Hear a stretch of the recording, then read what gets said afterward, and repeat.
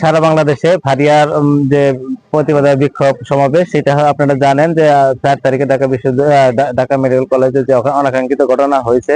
সমাজের সর্বোচ্চ উচ্চ শিক্ষিত এবং মেধাবী এবং কর্মক্ষম মানুষ যারা এই পেশায় আছে তাদের সম্মান তাদের প্রাপ্য।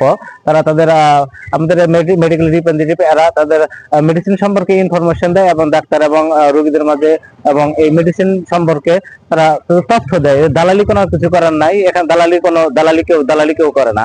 তাই আমি মনে করি যে তাদের প্রাপ্য সম্মানটা দেওয়া উচিত। তারা অর্থনীতি এবং স্বাস্থ্য ক্ষেত্রে গুরুত্বপূর্ণ ভূমিকা পালন করে। আমাদের যে 4 তারিখে যে ঘটনা হয়েছে, তাদের কেন তারা গ্রেপ্তার করবে, এই গ্রেপ্তার সাথে কে কারাগার জড়িত আমি জানি না।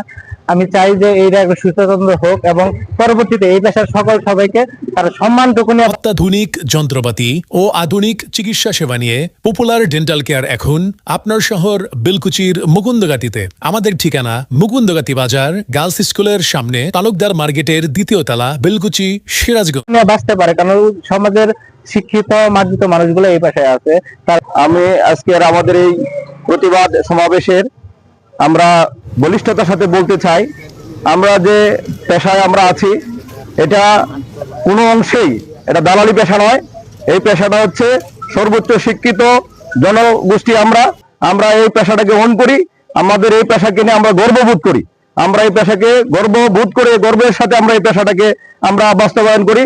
আমরা যারা এই বাংলাদেশে রিপ্রেজেন্টেটিভ আছি, আমাদের এই পেশাকে অবশ্যই যেন কেউ কোনোভাবে খাটো করে না দেখে।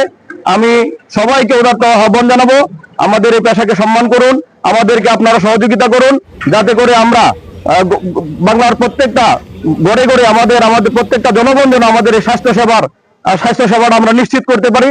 আমাদের ওষুধের যে আদান প্রদান, আমাদের তথ্যের আদান প্রদান, আমাদের ডাক্তারদের সাথে আমরা যে কাজ করি সেই কাজ যেন আমরা সুন্দরভাবে আঞ্জাম দিতে পারি এবং সেই কাজকে সঠিকভাবে আঞ্জাম দেওয়ার মাধ্যমে বাংলাদেশের অর্থনীতিতে আমরা যে ভূমিকা রাখছি সেই ভূমিকা যেন আরো বাড়িয়ে দিতে পারি, সেই ভূমিকাটাকে আরো যেন আমরা সুন্দরভাবে আরো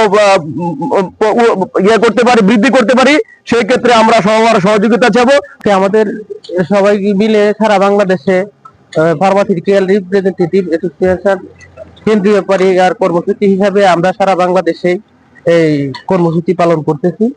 তার মূল উদ্দেশ্য হচ্ছে গত 4 তারিখ ঢাকা মেডিকেল কলেজের সামনে থেকে এই পুলিশ প্রশাসন এই দালালদের সাথে কিছু সংখ্যক আমাদের রিপ্রেজেন্টেটিভদেরকেও ধরে নিয়ে যায়।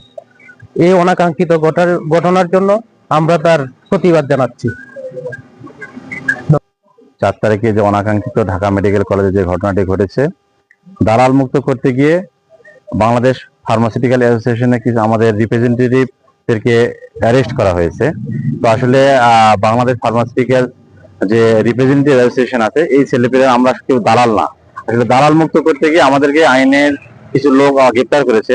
তো আমরা সবাই মাস্টার্স পাস ছেলেপেলে এখানে কোম্পানির কিছু নতুন ইনফরমেশন ডক্টরের সঙ্গে আমরা শেয়ার করি, কিন্তু আসলে আমরা কোনো দালাল না। তো এই গ্রেপ্তারের প্রতিবাদে সারা বাংলাদেশ আমরা প্রতিবাদ সমাবেশ করেছি। তো এই প্রতিবাদ সমাবেশ সফল হোক এবং বাংলাদেশের কোথাও যেন রিপ্রেজেন্টেটিভ হয়রানির শিকার না হয়, এই আহ্বান রেখে আমি। একজন মেডিকেল রিপ্রেজেন্টেটিভ কখনো দালাল নয়, তারা চিকিৎসক, ফার্মাসিস্ট এবং স্বাস্থ্য খাতের মধ্যে তথ্য আদান প্রদানের একটি গুরুত্বপূর্ণ ভূমিকা ও সেতুবন্ধন তৈরি করে। আমরা ডাক্তারদের সাথে নতুন ওষুধ সম্পর্কিত সঠিক তথ্য তুলে ধরি, ওষুধের কার্যকারিতা ও পার্শ্ব প্রতিক্রিয়া সম্পর্কে জানাতে যাই, যাতে রোগীরা উন্নত চিকিৎসা সেবা পেতে পারে। এদেশের স্বাস্থ্য খাতের আধুনিক ও সচেতন রাখতে মেডিকেল রিপ্রেজেন্টেটিভদের অবদান অনস্বীকার্য। একজন মেডিকেল রিপ্রেজেন্টেটিভ সকাল থেকে রাত পর্যন্ত কঠোর পরিশ্রম করে, প্রচন্ড রোদ বৃষ্টি ক্লান্তি উপেক্ষা করে তারা কাজ করে, অথচ তাদের এই পেশাকে অপমান করে দালাল বলা হয়, যা অত্যন্ত দুঃখজনক ও অসম্মানজনক।